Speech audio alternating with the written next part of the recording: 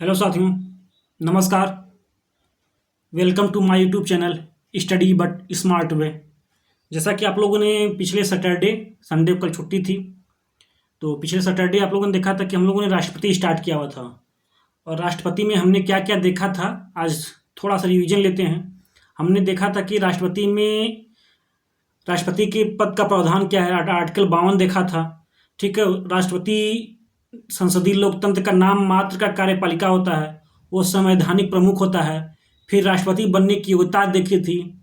योग्यता में हमने जैसे देखा था कि उसको भारत का नागरिक होना चाहिए था, न्यूनतम 35 वर्ष होना चाहिए, लोकसभा का सदस्य बनने की योग्यता रखता हो। ऐसे करके हमने बहुत योग्यता भी देखी थी। फिर राष्ट्रपति का निर्वाचन भी हमने देखा था। निर्वाचन में हमने देखा था कि एक निर्वाचन मंडल होता है जो कि निर्वाचन कराता है। निर्वाचन मंडल में कौन कौन लोग शामिल होते हैं, तो लोकसभा और राज्यसभा के इलेक्टेड मेंबर, मतलब निर्वाचित सदस्य, मनोनीत सदस्य नहीं, इलेक्टेड मेंबर लोकसभा और राज्यसभा के, और विधानसभा के इलेक्टेड मेंबर, विधान परिषद के नहीं, विधानसभा के इलेक्टेड मेंबर जो निर्वाचित सदस्य हैं। विधानसभा में जिसमें दिल्ली, पुदुचेरी और जम्मू कश्मीर के विधानसभाओं के भी इलेक्टेड मेंबर निर्वाचन मंडल में शामिल होंगे। और हमने ये भी देखा था साथ ही साथ कि निर्वाचन मंडल में प्रत्येक व्यक्ति को एक वोट डालने का अधिकार होता है, और उनके मतों का जो मूल्य होता है वो अलग अलग होता है। जैसे एमपी, मेंबर ऑफ पार्लियामेंट के मत का मूल्य अलग होगा, मेंबर ऑफ लेजिस्लेटिव असेंबली उसके मत का मूल्य अलग होगा। ठीक है, तो ये सब हमने देख चुका था। फिर हमने देखा था कि जो राष्ट्रपति के चुनाव की प्रक्रिया भी हमने देखी थी कि इसकी प्रक्रिया जो होती है वो भी अप्रत्यक्ष होती है, एकल संक्रमणीय होती है। यहाँ तक तो हम लोगों ने देख लिया था।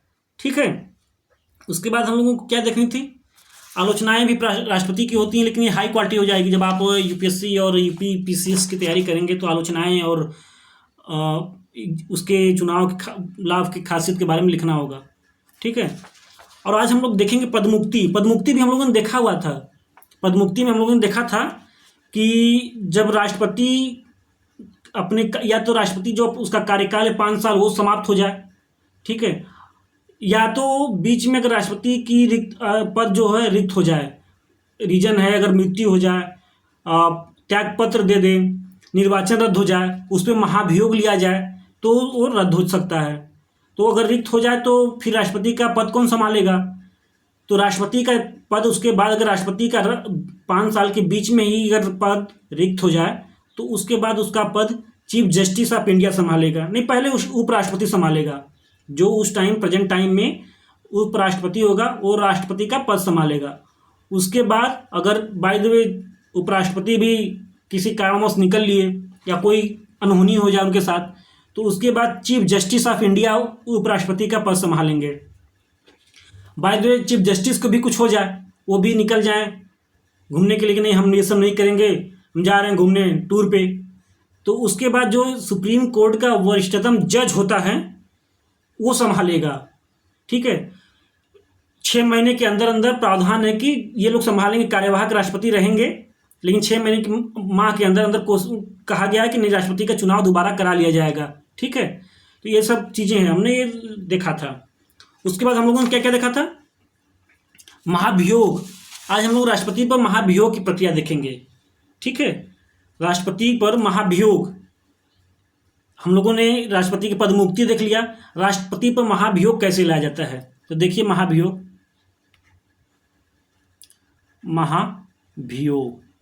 क्या होता है।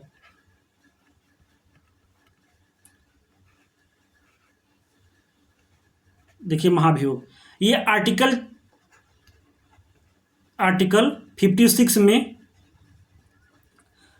बताया गया है कि राष्ट्रपति को महाभियोग द्वारा हटाया जा सकता है। 56 में बताया गया है कि राष्ट्रपति को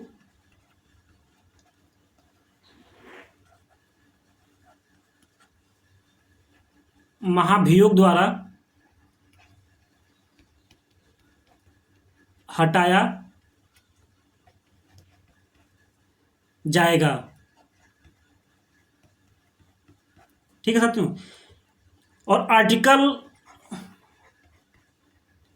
61 में महाभियोग की आर्टिकल 56 में मतलब बताया गया कि ये राष्ट्रपति को हटाने के लिए महाभियोग लाना होगा, और इसकी महाभियोग का प्रक्रिया क्या होगी, प्रोसेस क्या होगा, महाभियोग में क्या करना होगा, वो आर्टिकल 61 में महाभियोग के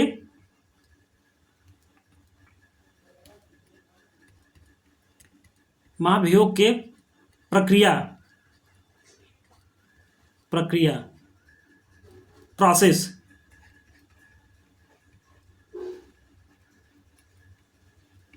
के बारे में बताया गया है।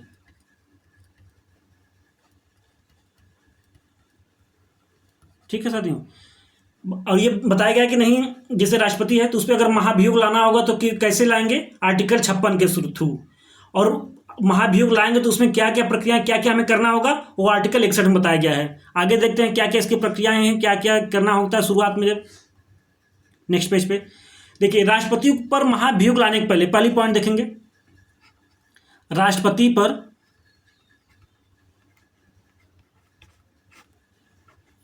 पर एक मिनट साथियों, थोड़ा कलर बदल लेते हैं, ठीक नहीं लग रहा है। राष्ट्रपति पर महाभियोग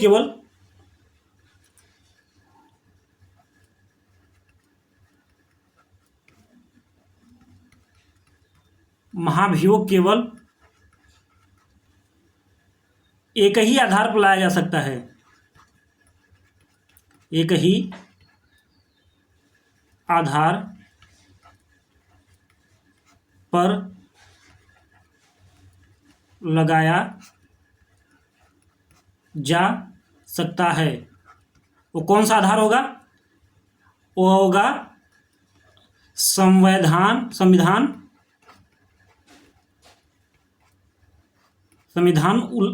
का उल्लंघन।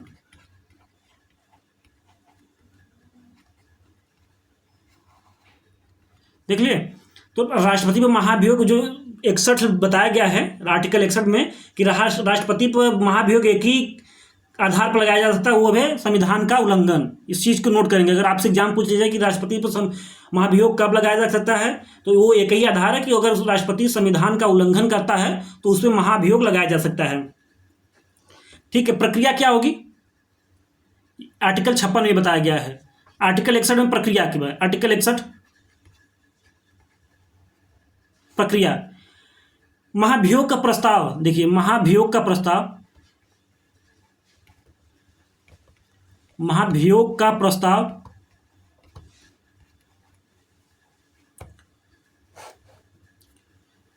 संसद के लोकसभा या राज्यसभा, एलएस का मतलब लोकसभा, आरएस का मतलब राज्यसभा कि किसी भी सदन में लाया जा सकता है, किसी भी सदन में लाया जा सकता है। यह प्रक्रिया एक पहली प्रक्रिया है कि आर्टिकल 61 के माध्यम से जो पहली प्रक्रिया है कि महाभियोग का प्रस्ताव जो है संसद के किसी भी सदन, जैसे लोकसभा और राज्यसभा, किसी में भी लाया जा सकता है। अभी दूसरा प्रक्रिया क्या हो सकता है इसमें, देखें। दूसरी बात कि सदन के कुल सदस्य, सदन के मतलब लोकसभा और राज्यसभा में जितने सदन, मतलब कि लोकसभा में आएगा तो लोकसभा में 543 सदस्य होते हैं, तो सदन के, अगर राज्यसभा में जाएगा तो राज्यसभा में भी 243 सदस्य होते हैं। तो वही बोल रहा है कि सदन के कुल सदस्य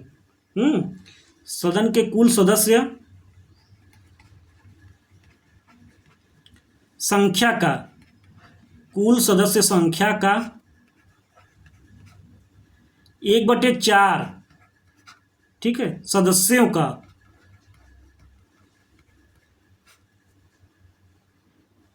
हस्ताक्षर होना चाहिए,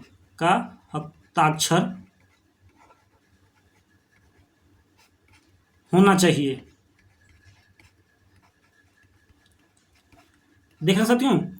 पहली प्रक्रिया क्या थी, पहली प्रक्रिया थी कि आर्टिकल 61 के माध्यम से जो प्रोसेस है महाभियोग लाने का, वो बताया गया कि राष्ट्रपति पे महाभियोग एक ही कंडीशन लाया जा सकता है, वो है संविधान का उल्लंघन करने पे। और आर्टिकल 61 के माध्यम से प्रक्रिया बताई गई। प्रक्रिया ये बताई गई कि जो महाभियोग है वो लोकसभा राज्यसभा संसद के दोनों सदनों में से किसी भी सदन में लाया जा सकता है पहले।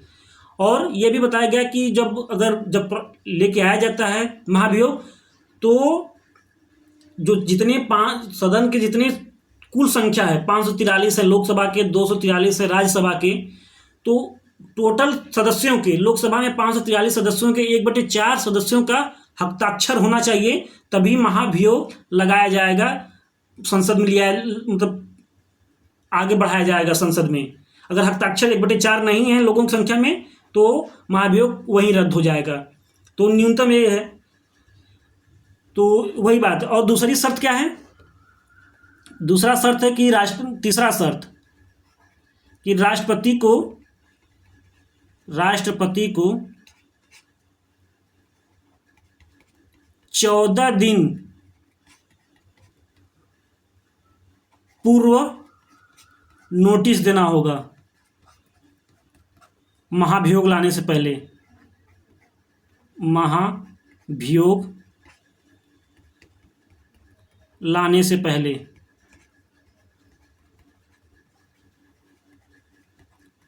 ठीक है साथियों। तो क्या बोल रहा है कि ये बोल रहा है कि पहला शर्त था कि प्रक्रिया में पहला शर्त कि महाभियोग लोकसभा राज्यसभा किसी भी सदन में पहले लाया जा सकता है।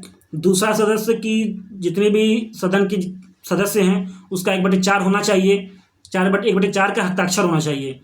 तीसरी शर्त क्या है कि महाभियोग लाने से पूर्व 14 दिन पूर्व राष्ट्रपति को नोटिस दे देनी चाहिए, ठीक है, जिससे वो अपने बचाव में कुछ करे, ठीक है। और उसके बाद जब अगर संसद में 1/4 सदस्यों के हस्ताक्षर हो जाएं, लोकसभा में चाहे राज्यसभा में पारित प्रस्ताव ले आया जाए, तो और जब सब कुछ अगर फाइनल हो जाता है तो उसके बाद देखिए क्या होता है। अगर जिस भी सदन में जाए तो उसमें विशेष बहुमत द्वारा, जैसे मान लीजिए लोकसभा या राज्यसभा में महाभियोग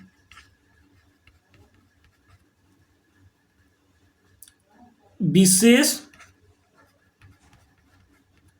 बहुमत द्वारा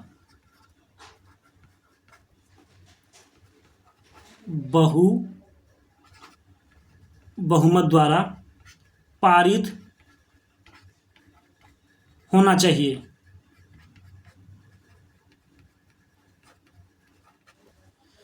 अगर विशेष मतलब राज्य से 2 विशेष बहुमत का मतलब कि जितनी संख्या है 2/3 बहुमत, 543 का 2/3, 243 का 2/3, दोनों सदनों में विशेष बहुमत द्वारा प्रस्ताव पारित होना चाहिए, तभी राष्ट्रपति को हटाया जा सकता है। और ऐसा होता है कि अगर दोनों सदनों में विशेष बहुमत से प्रस्ताव पारित हो जाता है तो राष्ट्रपति को हटा दिया जाएगा, ठीक है। एक फैक्ट है, आप लिख लीजिएगा, फैक्ट है कि महाभियोग की प्रक्रिया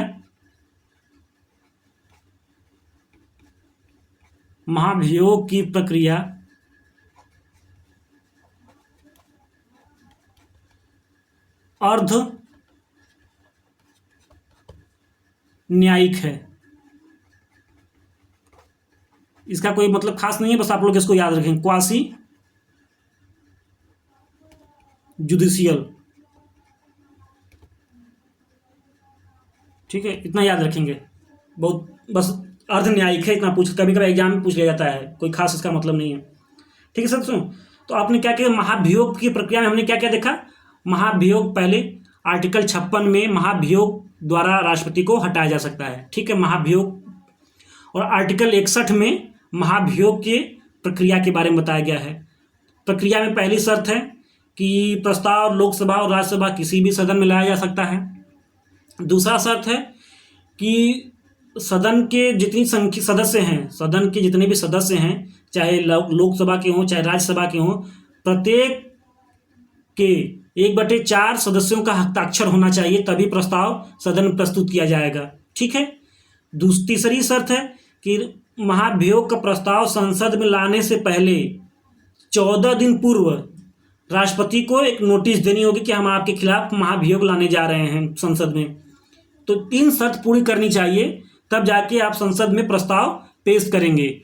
और जब पेश कर दिया जाएगा तो दोनों सदनों में, चाहे लोकसभा का सदन हो चाहे राज्यसभा का सदन हो, दोनों सदनों में विशेष बहुमत द्वारा, मतलब 2/3 बहुमत, 543 का 2/3 और या राज्यसभा में 243 का 2/3, ये विशेष बहुमत होता है। तो विशेष बहुमत द्वारा प्रस्ताव पारित होना चाहिए, तभी राष्ट्रपति को हटाया जा सकता है। अगर विशेष बहुमत द्वारा प्रस्ताव पारित नहीं हो पाता है तो ये प्रस्ताव वहीं रद्द हो जाता है। ठीक है, तो ये इतना हुआ। और महाभियोग की प्रक्रिया एक अर्ध न्यायिक प्रक्रिया है, ये फैक्ट है, इसको आप याद रखेंगे। साथ साथ आप नोट भी बना सकते हैं, आपके लिए बेहतरीन चीज़ें हैं। अभी हाल ही में लोकसभा का चुनाव हुआ है, जिसमें नरेंद्र मोदी जी दोबारा सांसद, मतलब सांसद तो बने ही, तिबारा सांसद बन गए और तिबारा प्रधानमंत्री भी बन गए। तो एक बार उनको भी बधाई, जितने मंत्रिमंडल हैं साथ में उनको भी बधाई। ठीक है, आगे आइए आगे हम लोग क्या देखते हैं। ठीक है, अब देखेंगे राष्ट्रपति की शक्तियाँ। ठीक है, राष्ट्रपति की शक्तियाँ, तो राष्ट्रपति की शक्तियाँ में देखेंगे आर्टिकल, हेडिंग लगा लीजिए, राष्ट्रपति की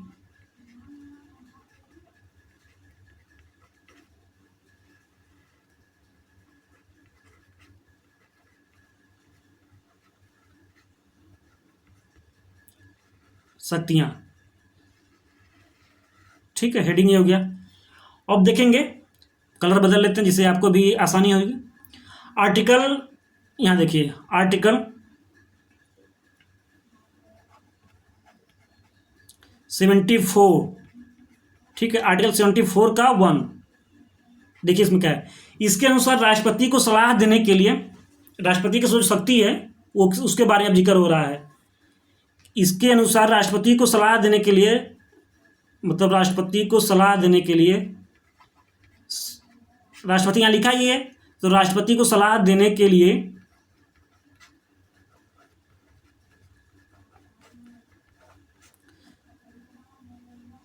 एक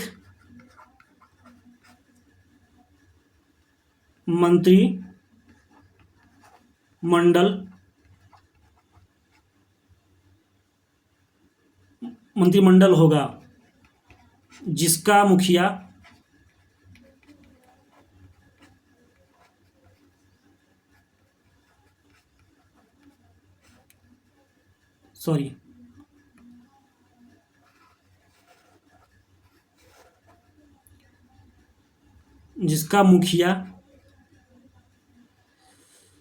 बहुत गर्मी है साथियों, जिसका मुखिया प्रधानमंत्री होगा, पीएम होगा, प्रधानमंत्री होगा। ठीक है साथियों, आगे क्या देखेंगे। फिर एक अमेंडमेंट आता है, एक संशोधन आता है। अमेंडमेंट क्या है कि 42वां संविधान संशोधन,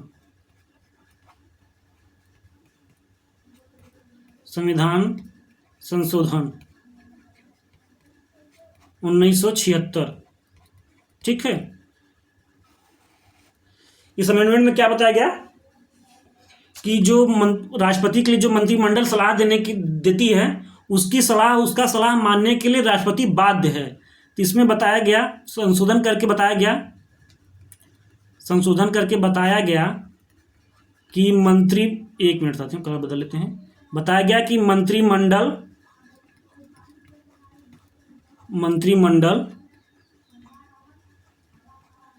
का सलाह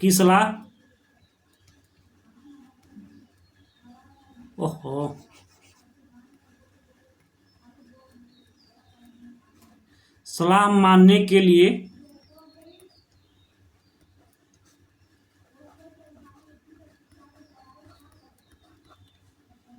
राष्ट्रपति बाध्य होगा।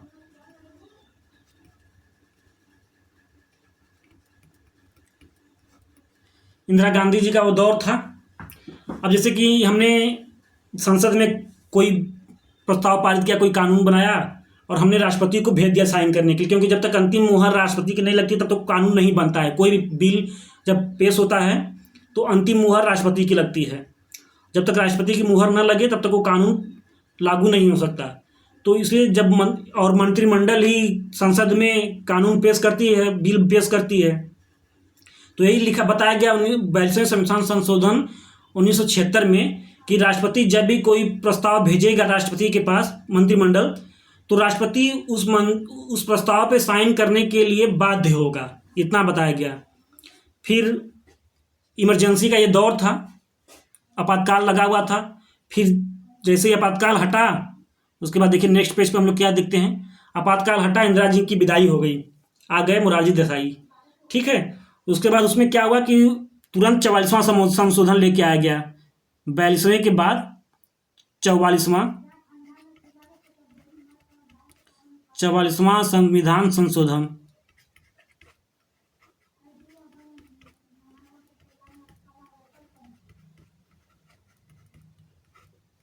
1978। ठीक है, देखिए इसमें क्या बताया गया, 76 में बता दिया गया था कि नहीं, मंत्रिमंडल का जो सलाह है राष्ट्रपति मानने के लिए बाध्य है। कोई प्रस्ताव गया, कोई बिल गया, तो उस पर साइन करना ही करना है, कुछ नहीं कर सकता उसमें। लेकिन 44वें संविधान संशोधन 1978 में क्या कहा गया, उसमें कहा गया कि राष्ट्रपति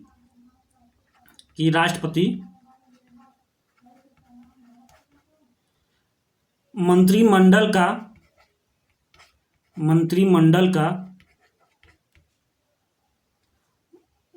राष्ट्रपति मंत्रिपरिषद का, सॉरी थोड़ा सा यहाँ गलती होगी, 1 मिनट, राष्ट्रपति मंत्रिपरिषद का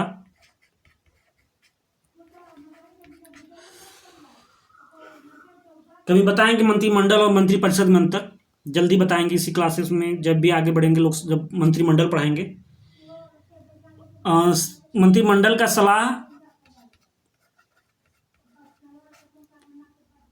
सलाह को पुनर्विचार के लिए भेज सकता है। ठीक है,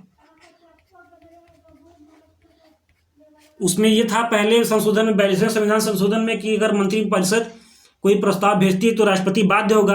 लेकिन इसमें संशोधन किया गया कि नहीं, अगर मंत्रिमंडल कोई राष्ट्रपति के पास प्रस्ताव भेजती है तो राष्ट्रपति एक बार उसको पुनः विचार के लिए मंत्रिमंडल के पास भेज सकता है कि ना, इसे पुनः विचार कीजिए, इसमें कुछ कमियां हैं। लेकिन आगे जोड़ा गया कि लेकिन अगर मंत्रिपरिषद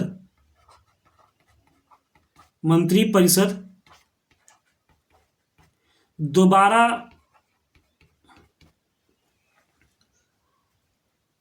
मंत्रिपरिषद दोबारा उस प्रस्ताव को भेजती है, दोबारा उस प्रस्ताव को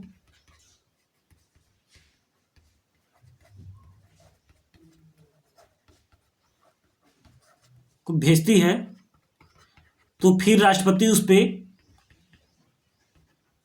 भेजती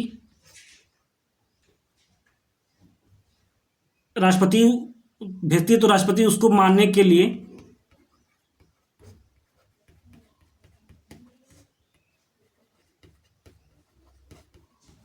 बाध्य होगा।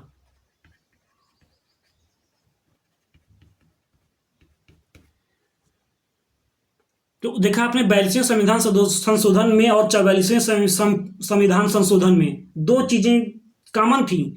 उसमें था कि नहीं, अगर मंत्रिपरिषद कोई प्रस्ताव भेजती है राष्ट्रपति के पास तो वो उसको मानने के लिए बाध्य होगा। लेकिन 44वें संविधान संशोधन में इतना कह दिया गया कि नहीं, एक बार राष्ट्रपति चाहे तो पुनर्विचार के लिए प्रस्ताव वापस मंत्रिमंडल के पास भेज सकता है। लेकिन अगर मंत्रिमंडल पुनर्विचार करके दोबारा उसको प्रस्ताव को भेज दे तो राष्ट्रपति फिर उसको मानने के लिए बाध्य होगा। चीजें वही हैं, एक बार राष्ट्रपति को थोड़ा सा सहूलियत दी गई कि राष्ट्रपति जब चाहे तो पुनर्विचार के लिए भेज सकता है एक बार, लेकिन दोबारा नहीं भेज सकता। ठीक है, अब ये राष्ट्रपति की शक्तियां थी। राष्ट्रपति की शक्ति है कि उसको मंत्रिमंडल होगी जो उसको सलाह देगी और उसका मुखिया प्रधानमंत्री होगा। ठीक है, इसमें 2 संशोधन हुए, 42वां संविधान संशोधन, 44वां संविधान संशोधन। दोनों में क्या अंतर था आपको बता दिया गया है। आप साथ साथ नोट्स भी तैयार कर सकते हैं। ठीक है, आइए नेक्स्ट पेज पे देखते हैं क्या बात है इसमें। आगे हम लोग देखेंगे राष्ट्रपति की प्रशासनिक शक्ति, प्रशासनिक एडमिनिस्ट्रेटिव पावर। हेडिंग लगाएंगे राष्ट्रपति की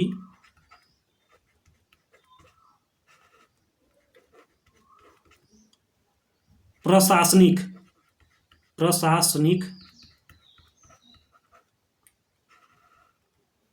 शक्ति।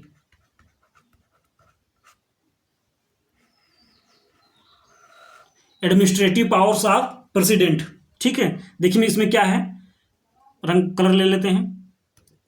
देखिए कलर क्या है कि आर्टिकल 53 ठीक है के अनुसार, आर्टिकल मतलब जो प्रशासनिक शक्ति है, एडमिनिस्ट्रेटिव शक्ति, तो आर्टिकल 53 बताया गया है कि आर्टिकल 53 के अनुसार, आर्टिकल 53 के अनुसार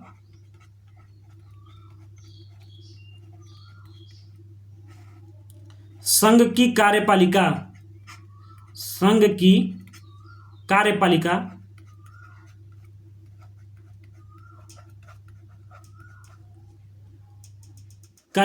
की शक्ति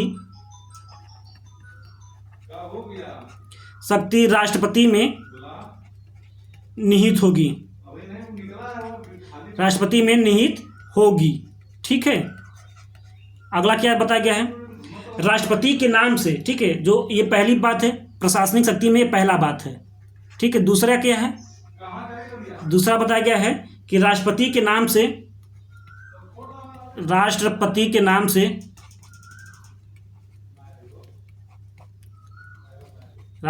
नाम से भारत का शासन चलाया जाएगा।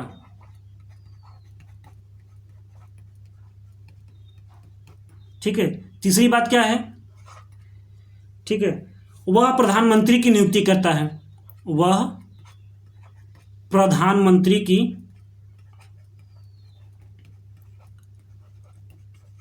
नियुक्ति करता है।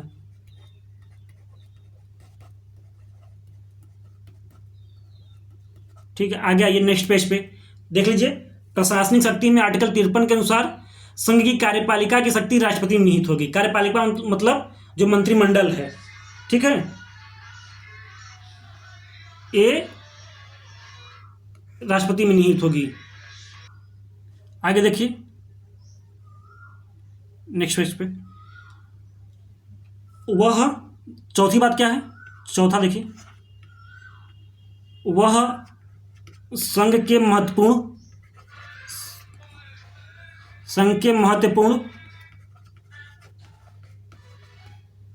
संवैधानिक पदाधिकारियों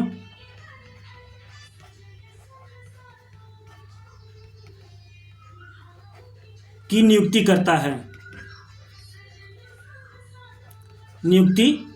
है। पांचवा बात क्या है, वह सशस्त्र बलों का सर्वोच्च कमांडर होता है।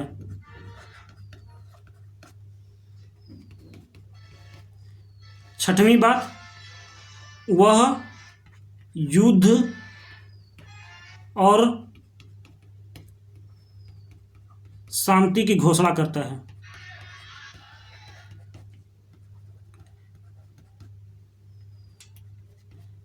ठीक है साथियों, इतनी कंप्लीट हो गई। अब कल से हम लोग इसकी विधायी शक्ति देखेंगे, उसके बाद लगभग कंप्लीट है, एक आध लेक्चर हम होंगे, कंप्लीट हो जाएंगे।